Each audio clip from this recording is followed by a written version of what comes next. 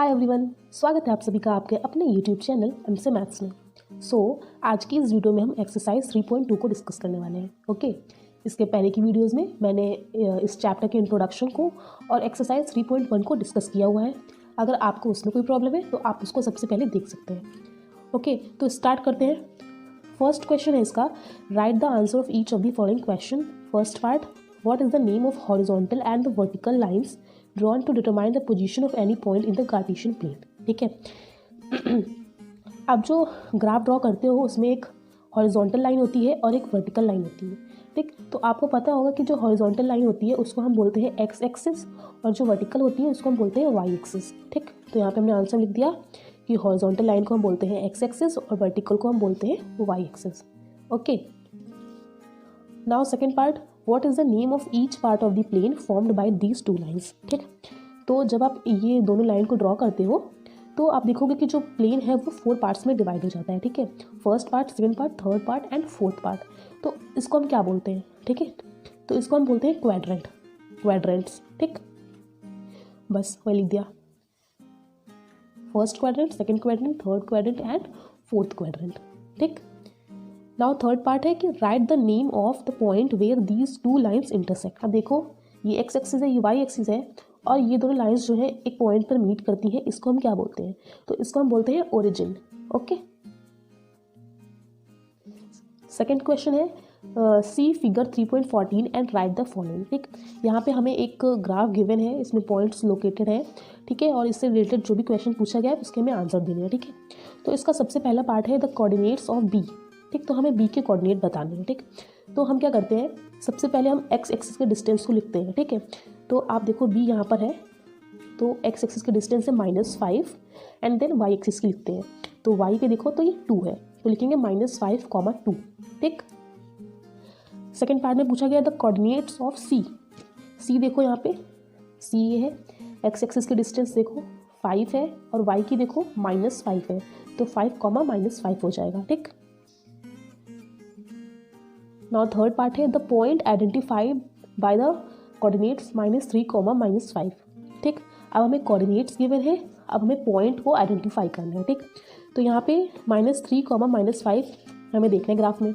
तो -3 देखेंगे, ये रहा -3 और -5, इस x यहाँ पे देखो -5, तो ये दोनों इस पे मीट हो रहा है। ठीक, -3, -5, तो ये कौन सा पॉइंट हुआ हमारा? E। ठीक, नाउ फोर्थ पार्ट है the point identified by the coordinates 2, -4। ठीक, चेक करते हैं, 2 ये है और -4 ये रहा। ठीक, ये हो गया हमारा पॉइंट, तो कौन सा पॉइंट है? G। ठीक, बस ध्यान ये देना कि जब भी हम किसी भी पॉइंट का कोऑर्डिनेट लिखते हैं तो सबसे पहले हम उसकी एक्स एक्सिस की डिस्टेंस को लिखते हैं। ठीक है, हॉरिजॉन्टल लाइन वाले डिस्टेंस को हम सबसे पहले लिखते हैं, देन उसके बाद वर्टिकल लाइन वाली।